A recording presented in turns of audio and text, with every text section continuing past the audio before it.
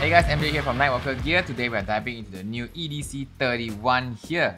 At the time of this recording, the EDC31 is the brightest flashlight for its size, hitting an impressive 3500 lumens from a single 18650 battery. Right, the next brightest is the older EDC33 here at 4000 lumens, and below that is the MT2C Pro at 1800 lumens. Right, so just look at the size of the EDC31 compared to the other lights and compared to the 18650 battery. Is actually much smaller. Not only is it compact and powerful, it's also packed with the latest features that makes this one of the best EDC lights on the market today. I'll compare it with similar lights and walk you through the pros and cons so you know if it's worth investing in. Before I begin, I'll be giving away this EDC31, so remember to subscribe and comment below. Would you use an EDC31 in your line of work? If yes, why? If not, why not? Once this video hits 500 likes, I'll pick a winner and reply directly to your comment. Let's start with the biggest question. How does the EDC31 compare to the earlier EDC33 and EDC35? In Nitecore's naming system, a smaller number means four things, right? Smaller size, lesser weight, lesser brightness, and shorter runtime. The controls across the EDC lineup are the same, but the EDC31 gets a slight upgrade. So before jumping into that, there is one thing you need to understand about these EDC lights, right? They advertise a very high max lumens, but they cannot sustain it for long. For example, the EDC31 max is 3500 lumens like this, but it can only hold it for about 10 seconds. Any longer and it gets too hot, dropping down to around 1000 lumens. Right, the same goes for the EDC33 here, max 4000 lumens, and the EDC35 max 5000 lumens. All of these will drop to 1000 lumens after short bursts. This isn't a design flaw, it's intentional. The EDC lineup is aimed at users who need a general purpose, do it all kind of light, not constant tactical level brightness. Most users typically use these lights at mid to high levels and only switch to spot or flood when needed. For example, if I'm at 300 lumens, right here, I'm low mode, and I hear something in the distance, I half press for spot beam, I check it out, nothing, I just let go and I go back to low mode. Similarly, in self-defense situations, pressing the button fully activates a blinding floodlight without needing to toggle switches or twist anything. The controls are intuitive, making them safe and easy for anyone to learn. This simplicity is why the EDC35 was our best-selling light in 2024. If you want to sustain higher lumens, you need larger 21700 batteries like this, right, compared to the 18650 battery. And then for this kind of battery, you need a bigger light like the SRT7i here, which can hold any brightness level until it overheats. Right, so this is a max 3000 lumens and it's not going to drop down so quickly because of its larger size. Larger size means the heat gets dissipated easily. So it's all about working within battery limitations. Lights are designed around the size and output of their power source. For example, with a 18650 battery like this, you get the P10 V2 here. Typical 1000 lumen tactical light with a 150 meter beam distance, right? If you don't need all the tactical features, you get the MH11 here. If you want to push the beam further, increase the bezel size here and you get the MT2C Pro, slightly larger bezel. And then if you want even more range, you push the bezel even further and you get the Spiras M4. Look, we're increasing the bezel size here. You can also add laser LEDs and you get the Ace Beam M1, which reaches a crazy 1.6 kilometers. So the 18650 battery sits here and then the whole laser unit sits here. On the other hand, if you want a wide flood beam, you get the P18, which covers a wide area but only reaches up to 100 meters. So typically you have to buy different lights for different distances, right? The EDC31 solved this by having micro LEDs. So instead of different lights for different beam types, it gives you a mixed beam to start with like this.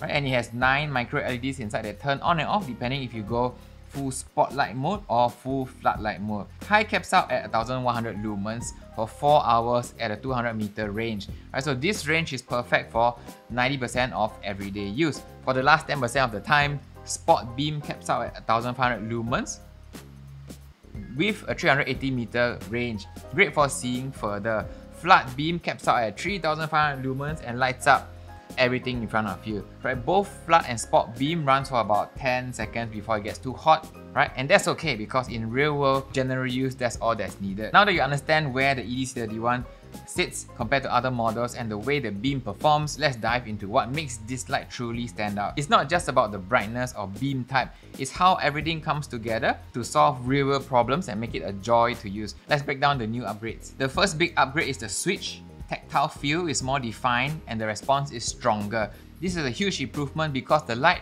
relies on half presses to change brightness levels and trigger the spotlight. Over time, switches on previous models like the EDC33 can become squishy, but the EDC31 feels solid. The travel distance between activation is shorter yet more precise, so you know exactly when you are half pressing or you are full pressing. This resolves one of the most common complaints about earlier versions. It's a fantastic upgrade. So right around the switch, you'll find a new battery indicator. Earlier models like the EDC33, MH12 Pro and EDC25 had larger indicators here, but some of the users felt that they were too bright for discrete use, which is true, right? So the EDC31 solved this with a smaller but subtle indicator just here that saves space without sacrificing functionality. When the light is on, the indicator stays on. When the light is off, half press will show remaining battery. Each dot represents 25%, so 4 dots means fully charged. The charging port has also been upgraded.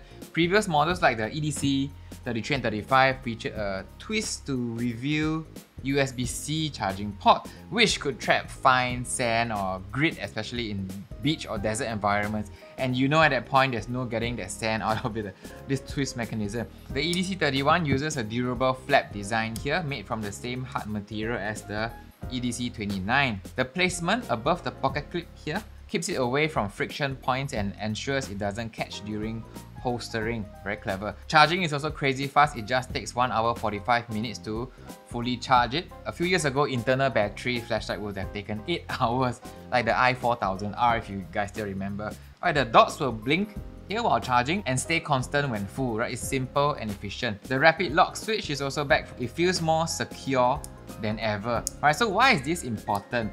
High-powered flashlights are risky. One accidental activation in your pocket or bag and you could end up with burns or holes in your bag. So here's how fast a light like this can burn through woven fabric. Right there. And the whole light has burned itself through. One more time. There.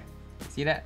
The rapid lock switch makes it pretty simple. You slide up to lock the light and slide down to unlock. It's fast and also acts as a kill switch when you're done using the light. So when the light is on, you're done, just slide the lock up, right? And it's locked up and you're good to go, right? You can't turn it on anymore. Compared to the crazy slow lockout modes on other models like the EDC25 where you need multiple presses to lock and unlock, the EDC31 is faster and more intuitive. So for example, let's say I want to lock out the EDC25. I have to, when it's on, press and hold until it turns off, blink one, blink twice, now it's fully locked up. Okay, to unlock this, I need to press hold, wait for the blue light to go up, and I'm good to go. Compared to the EDC31, just flick down and you're good to go. One feature missing from the EDC31 is the proximity sensor from the EDC33 and EDC35. This sensor automatically dims the light when it detects an obstruction in high mode. Did you see it dim? Right, so this prevents overheating or burns. Right, it seems unnecessary, but high power lights like these are not toys. Right, you saw how fast it burned through fabric, so I always recommend keeping these lights in locked mode during transit. Now let's talk about batteries for a bit. I know there's a lot of users that hate built-in batteries for its environmental impact and users that love batteries for its convenience. Right, Nitecore has removable battery lights like the MH12 Pro, built-in battery lights like the EDC31, and even removable battery with built-in charging ports. So it's okay, right? Just buy whatever works for you. Now the battery is not removable on the EDC31, but they've almost doubled the runtime compared to the EDC33. 4 hours runtime at 1100 lumens compared to the EDC33 that only does 2.5 hours. Now that's some incredible efficiency gains. If you're planning on a long hike or trip, just bring a power bank to top it up on the go. Right, so how about performance over long term? Right, won't the battery degrade? Generally, these batteries retain around 80% of the capacity after 300 to 500 full recharge cycles. That translates to about 2 to 3 years of regular use. Now, from my own experience with Nitecore over the last 11 years of using their lights, around the third year of regular nightly use, you might experience some battery fatigue, which is typical for all lithium-ion batteries. Beyond that, the capacity might decrease roughly by 2 to 4% annually. So is this a huge problem though? Our phones all have built-in battery and we've learned to work around it. What's more, towards the end of their life, you can also trade them in for a discount on a newer model, so there's no wastage on your part. If swappable batteries are an absolute must for you, then the closest size match is the MT2C Pro here, right, which lets you swap out 18650 batteries, but it lacks the EDC31's advanced controls and features. This does not come with a holster. It's meant to be used with this very sturdy pocket clip here. No problems here, same oversized clip as the previous models, and removable as well if you don't like the clip. Now, waterproofing is a huge plus. IP68 rated is waterproof down to 2 meters compared to the EDC23 here, another popular favorite that is not completely waterproof and will die when you submerge this in water. Need to change the beam color. The EDC31 fits standard 23mm filters like this. We have red, green, blue and diffuser filters. Note, it cannot tail stand on a flat surface for hands-free lighting, so if you're looking for that, EDC31 can't do that. So should you buy the EDC31? The only big concern is extended runtime.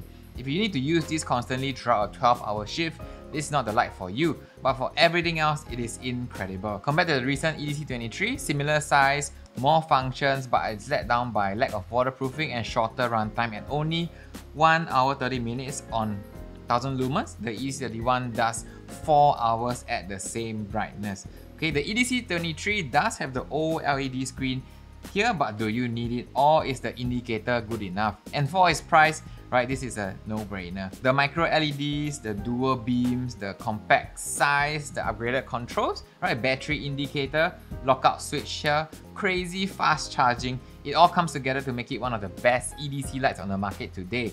The EDC31 is available at nitecore.sg/EDC31, and you can save more by ordering in packs of 2 or 3. Orders ship fast and every purchase is backed by our 60-day money-back guarantee and 1-year warranty. So now remember, this channel isn't sponsored by Nitecore. I started it to share the gear I sell, and every order helps us create better videos. So what do you think of the EDC31? Would you use it? Let me know in the comments, and I'll see you on the next one.